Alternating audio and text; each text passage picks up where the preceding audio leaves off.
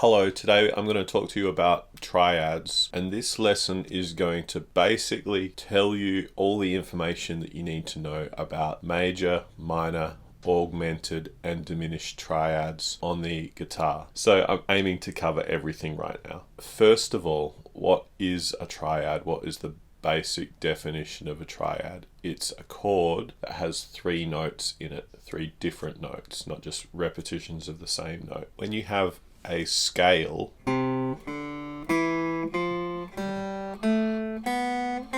C major scale. The major scale is a grouping of notes, and each note is numbered 1, 2, 3, 4, 5, 6, 7, 1. Now, a major triad is the 1, or the first note, the third note, and the fifth note of a major scale. So a major triad sounds like that.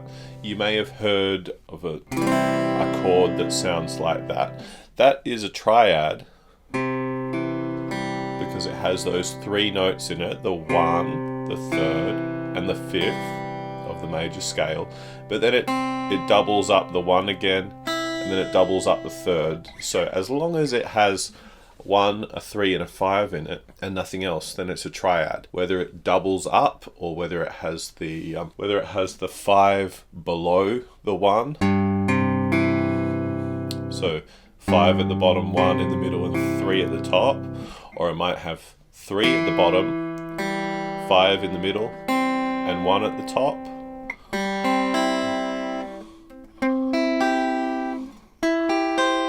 Those are called inversions. But the important thing is, as long as it has the 1, the 3, and the 5 of a scale in it, it is a triad. Now, the major triad, as I said, it has the root, the third, and the fifth of a major scale in it. C is the root note. E is the third note. And G is the fifth note. Now, if I wanted to make that a C minor triad, then the only difference making it a minor triad is to take the third and bring it down one semitone. So it would sound like this.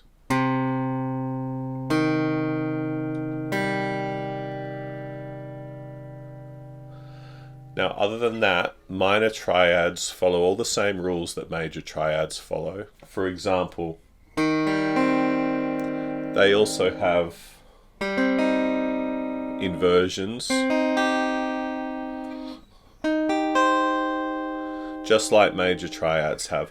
They just have a third that is down one semitone. Now, major triads and minor triads are the main two types of triads that you're going to encounter in music. On the guitar, it's great to learn how to play your triads all over the guitar neck. So there's a few ways that you can do that. Let's just say we were going to play C major in all of its positions along strings 1, 2, and 3. The first lowest position we can play it in is C major second inversion, with the root in the middle, the third at the top, and the fifth down the bottom. Second inversion means with 5 at the bottom, root in the middle, and third at the top.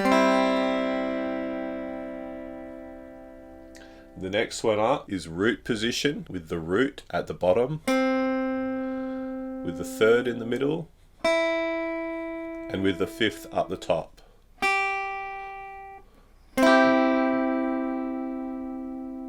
The next we have first position, third at the bottom, with the fifth in the middle, and with the root at the top.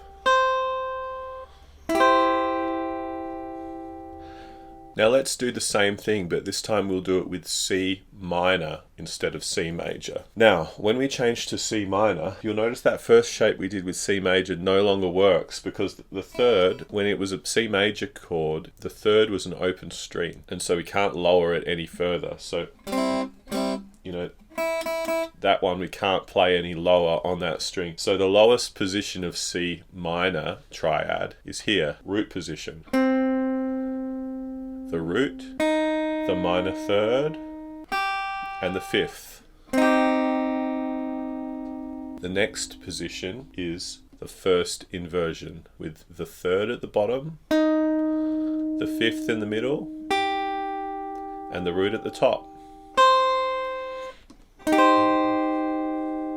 And then we have second inversion, with the fifth at the bottom, the root in the middle, and the third at the top. So we had.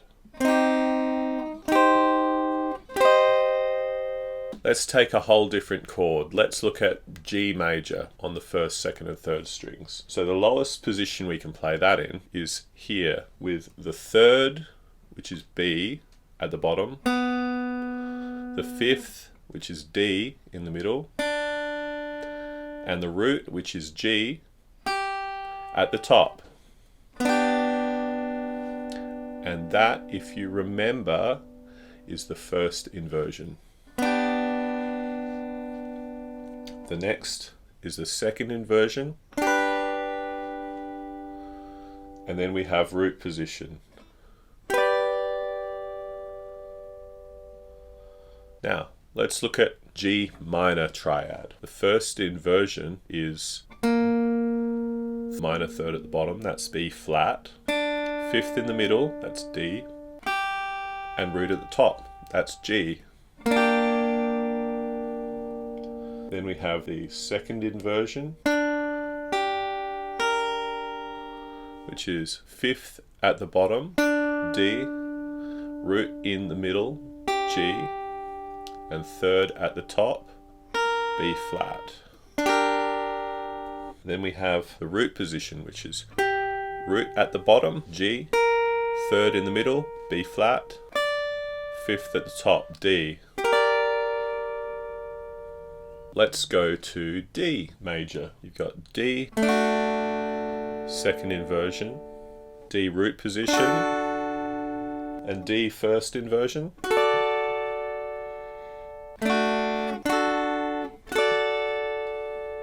Now let's go to D minor second inversion, D minor root position, and D minor first inversion.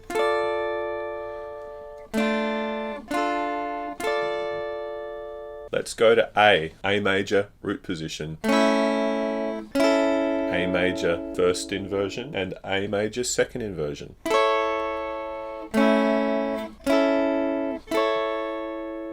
Now A minor root position. The root is A at the bottom, the minor third is C in the middle, and the fifth is E at the top. And then first inversion, and then second inversion. Now let's go to E major, first inversion, second inversion, root position. Now let's go to E minor, first inversion, second inversion, root position.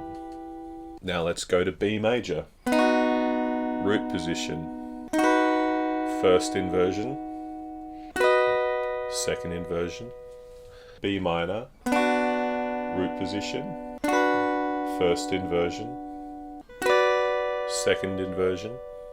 Let's go to F sharp major, first inversion, second inversion, root position. Now F sharp minor, first inversion, second inversion, root position. Now let's go to C sharp major or D flat major, second inversion, root position, first inversion. Now C sharp minor, second inversion, root position, first inversion. Now A flat major, first inversion, second inversion, root position. Now A flat minor or G sharp minor, first inversion, second inversion, root position.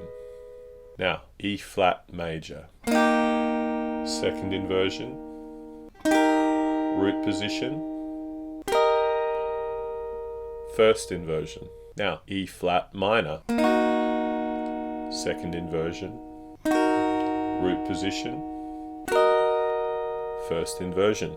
Now, B flat major, root position, first inversion, second inversion. B flat minor, root position, first inversion, and second inversion. F major, first inversion, second inversion, root position. F minor, first inversion, second inversion, root position. See, we've been through all 12 keys of the major and minor triads on strings 1, 2, 3. Now you can also do the same thing on strings 2, 3, 4, or strings 3, 4, 5, or strings 4, 5, 6. For example, we've got C major, C minor, G major,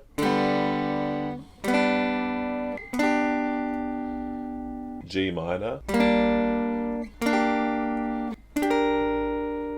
D major, D minor, A major, A minor,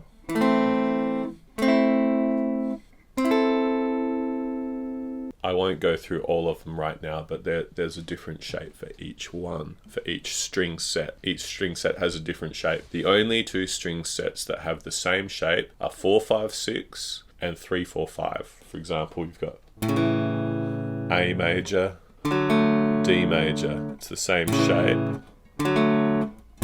just on a different string set. So you can learn those shapes for each string set and for the major and the minor and know where they are for every chord. You can't memorize every item like that because it's just too much to memorize. But what you can do is you can break it into the intervals. So for example, if you know where an F sharp note is, say you wanted to play an F sharp major chord, I've got an F sharp there, which is the root on the second string. Where would I find the third of that? I can find that interval, that third interval right there. And where would I find the fifth of that? A fifth would be there. And then if you want it to be an F sharp minor, then you would lower the third. So you've got the minor third interval and the same fifth. You don't have to know that already, but what is good is for you to learn the shapes and get familiar and know that, for example, that's a major shape, that's a minor shape, or even if you learn that that's a major second inversion shape, that's a minor second inversion shape, that's a major first inversion shape, minor first inversion shape, minor root shape, major root shape. Just knowing what those shapes are is a great place to start, and I think it's great to learn first, second and third strings first. If you learn those shapes on 1, 2 and 3, that can be really useful as a place to take off from. You may also know some of these open chord shapes, and what you can do with those is you can see that some of those shapes contain these 3 string triad shapes already. They contain those within them. So anything that you can connect to that you already know, that your prior knowledge, anything that you can connect these shapes to will reinforce your learning of that. Okay, some less common chord shapes. Some less common triads are the sus4 triad. Sus4 is short for suspended 4 triad. And what that is where it has a 4 instead of a 3. So because it doesn't have the 3, that's the note that determines whether it's major or minor. So it has the 4 instead of the 3. It's neither major nor minor. That part of it is hidden. So if we were to take a C major triad that you already know, which is, there it is in root position. Now let's take the third note and move it up a semitone. So one semitone up from the major third is the perfect fourth. So that would sound like this now. That's a root position C sus4 chord. Or a second inversion C sus4 chord would sound like this. Or a first inversion C sus4 chord would sound like this. Now I could go through all those shapes for all the different chords, but you get the idea. Now if you were to compare the sus4 to the minor chord, then the 4 isn't just one semitone above the minor third, it's 2 semitones above the minor third. So say you had an E minor chord, there it is, second position E minor chord with the third up the top. If you're going to make that into an E sus4 chord, it'll be like this. Now, just a little thing about sus4 chords and sus2 chords as well, is that usually when you're using it, there's a major or minor hidden behind it. So it's either going like D sus4 to D major, or it's going D sus4 to D minor. So usually there's sort of an implied major or minor behind any sus4 chord, and sometimes the sus4 will resolve to that major or minor. So it's good to know sus4 chords in association with the major or the minor chord. So for example, you know, now, I mentioned sus2 chords. A sus2 chord is like a sus4 chord, except instead of a 4, it has a 2. And similarly, it doesn't have a third. So if you're going to take a D major chord in second inversion with the major third at the top, and you're going to take that major third down to the 2, it would come down 2 semitones. So you've got the 5th, the root, and the second. Or if you're going to play that in root position, it would be the root at the bottom, the second in the middle, and the 5th at the top. So it would sound like this. Or if you're going to play the sus2 first inversion, it would be the 2 at the bottom, the 5 in the middle, and the root at the top. Just like with sus4 chords, you learn the sus2 in association with the major or the minor. So D sus2, D major, or D sus2, D minor. So now you know major triads, 1, 3, 5. Minor triads, 1, minor 3, 5. sus4 triads, 1, 4, 5. sus2 triads, 1, 2, 5. Now, even less common than those are diminished triads and augmented triads. To cut it short, a diminished triad is like a minor triad, but you drop the 5 by a semitone. So D diminished triad would be like it'd be 1, minor third, flat 5. Let's go from major to minor to diminished. D 1, so it's 1, 3, 5. That's D major. D minor is 1, flat 3, 5. D diminished is 1, flat 3, flat 5. Or in first inversion, or in second inversion. Now, augmented is sort of the opposite. So if you take the major triad, 1, 3, 5, and then you sharpen the 5, so you bring the 5 up 1 semitone.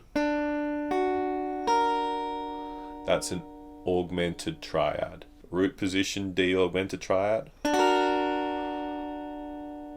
First inversion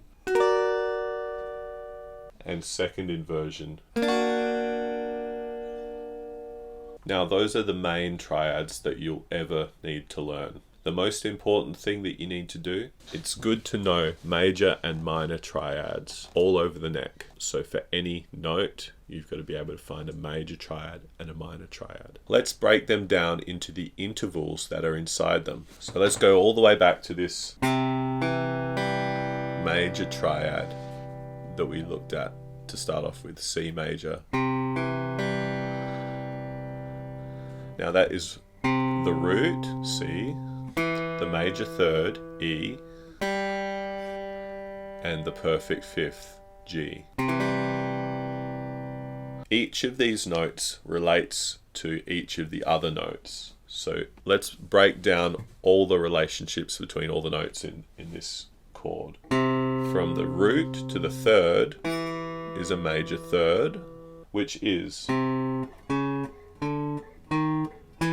4 frets apart. 1, 2, 3, 4. The major third is 4 frets above the root. Now the interval between the root and the 5 is called a perfect fifth, which is 1, 2, 3, 4, 5, 6, 7. 7 frets above the root.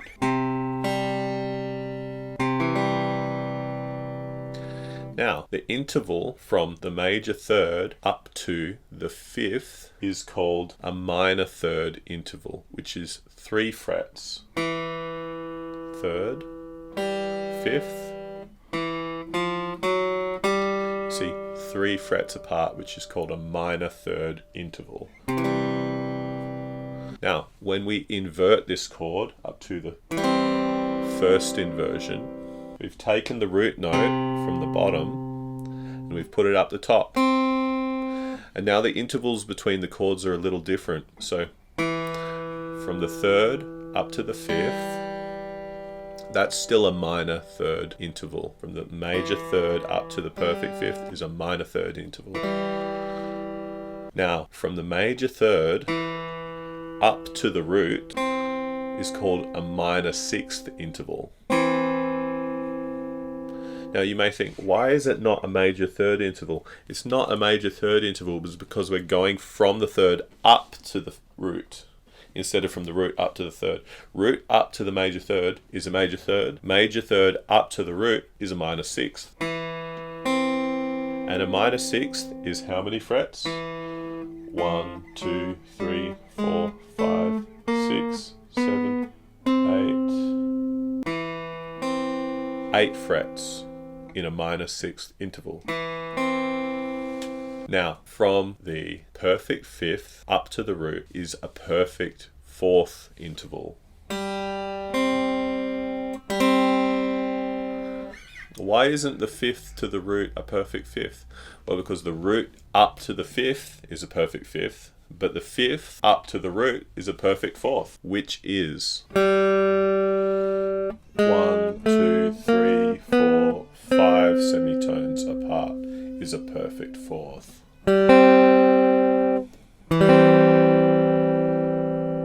So those are the intervals between the notes in the first inversion major chord. Now, the second inversion major chord, which has the fifth at the bottom, the root in the middle, and the third up top. Let's look at the intervals that make that up. Now, from the fifth up to the root, we learnt before, is a perfect fourth. A perfect fourth is 5 frets. The interval from the fifth up to the major third is a major sixth interval, which is how many frets? 1, 2, 3, 4, 5, 6, 7, 8, 9 frets. Major sixth interval, 9 frets. And what's the interval between the root and the major third? Well, that's the first one that we did when we were back here. And that is a major third interval, which is 1, 2, 3, 4 frets apart. So as you can see, when we take the same notes and we put them in different inversions, when we do different inversions, that means there are different intervals between the notes in the chord, which makes the chord sound a little bit different. Even though it is the same notes, just because you move some into a different octave, it creates different intervals, which gives the chord a slightly different character. Now, it can be a good game to practice recognizing the sound of the different intervals of a triad. Let's look at the C minor triad.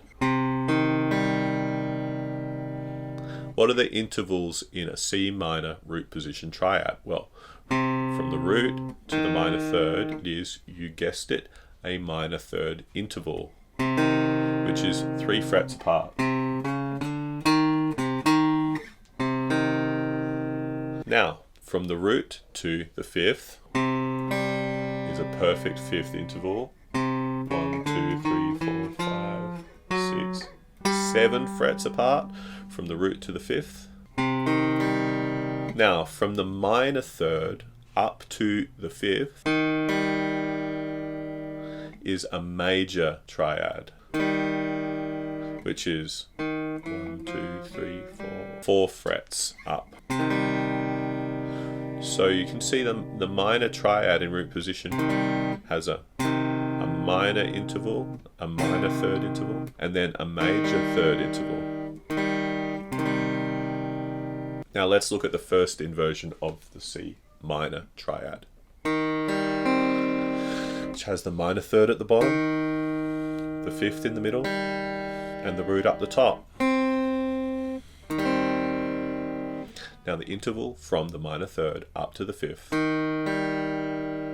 is a major third.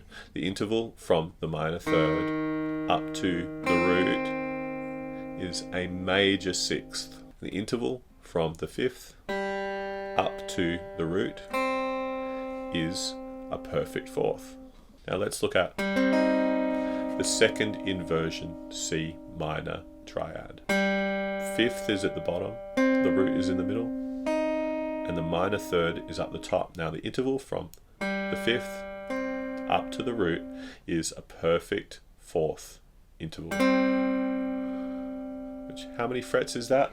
1, 2, 3, 5 frets.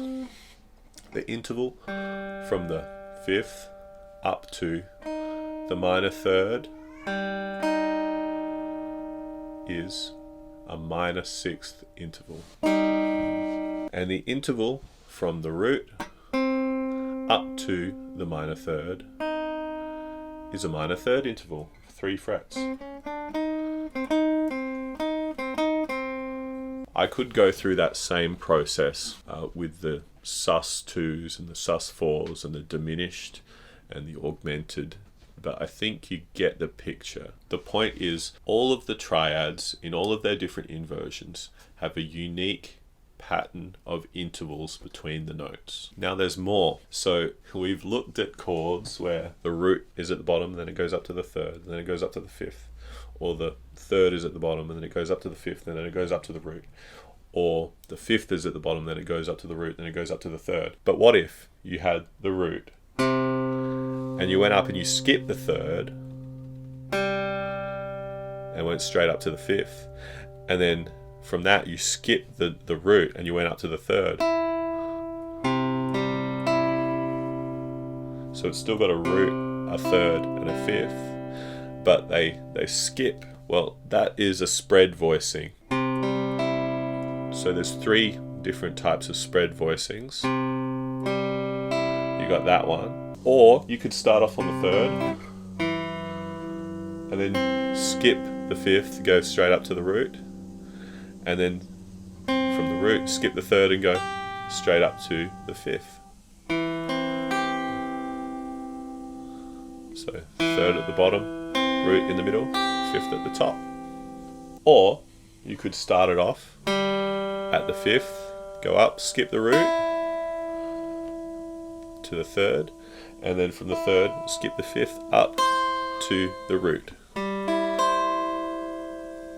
You see, those spread voicings have their own character as well. Even that is not exhaustive of the different types of triad voicings that you can have. Having learnt all of these triad shapes, how they're built, what notes are in them, where to find them over the guitar neck, the obvious question is why? It's very easy for me to just tell you to learn them and for you to just trust that they're useful. I understand some people can just take things like that on trust and other people can't. They need to understand what it's all about, why they need to know it. It's not always easy to explain, but here are a few examples where it would be helpful for you to recognize where all the triads are on the guitar neck, or to be able to figure out where to play a triad on the guitar neck. So you're pretty much a beginner and you're learning a song from a guitar tab. You see a chord. Would you rather have to look at every note and then find it and then figure out where to put your fingers to play it? Or would you rather just be able to look at the tab and recognize, oh, that's a D major chord? You already know where to put your fingers because you've already practiced it. So that's the most obvious benefit I can think of to knowing your triads. Say you're a little bit more advanced. You've got a lead sheet. It just tells you the name of the chord and there's the melody written above it. You're playing with a singer and the singer says, can you get out of my space a little bit? I don't like to hear your guitar playing the note that I'm singing on the top of your chord. So say you're playing your D chord and they're singing this note. They're singing an F sharp note. And la da da da. You're playing the note they're singing. It's sort of, you're getting in their way. You're stepping on their toes. Would it be better if you could go, okay, that's all right, then I'll just play. Or I'll just play, you know what I mean? Play a different note on top, maybe. If the band wants you to be playing right up the top of the mix, you could be playing this chord. Say if it's just you and you're playing with a mandolin, the mandolin's playing the melody up really high, maybe you should be playing down low. It's a D chord either way, but you can play wherever you want if you know where all the triad shapes are on the guitar neck. Or say you know a song and you want to arrange the song on the guitar and you want to have the chord and the melody of that song all together on the guitar. You need to find a chord shape that has the melody note on the top of the chord. So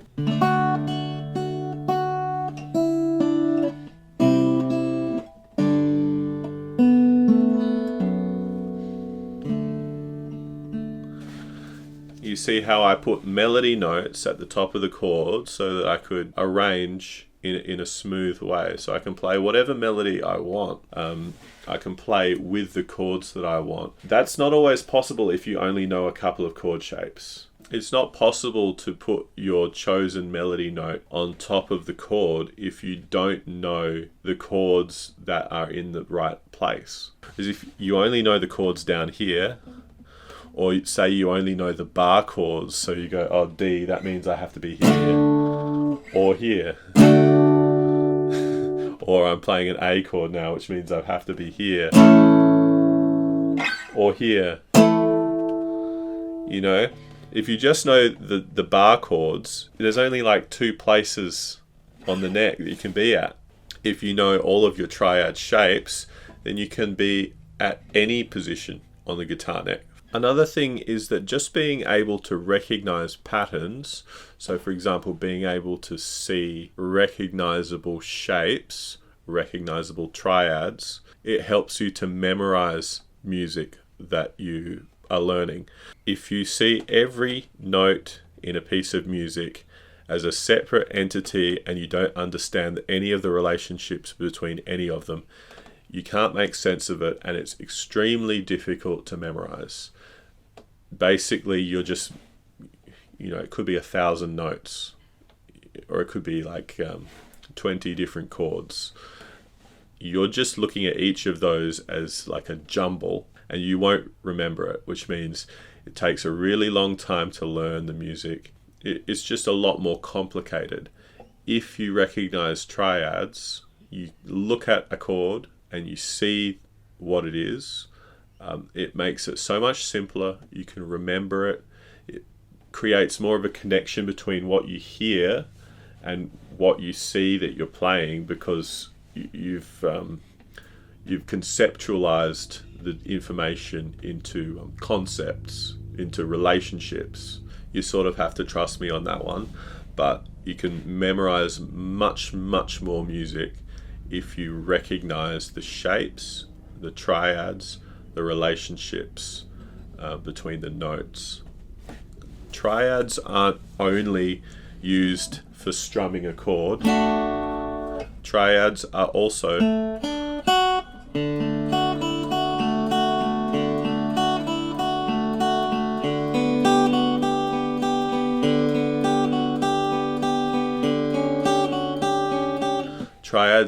used in melodies.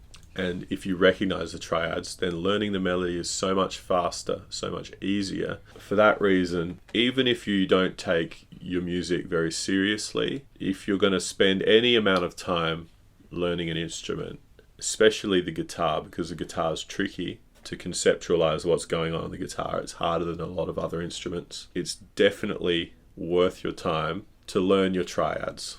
If you want more lessons like this, don't forget to like and subscribe. Give us a comment if there's something you want to say, or if there's something you want to ask about this lesson. And I'll catch you on the next one. See ya.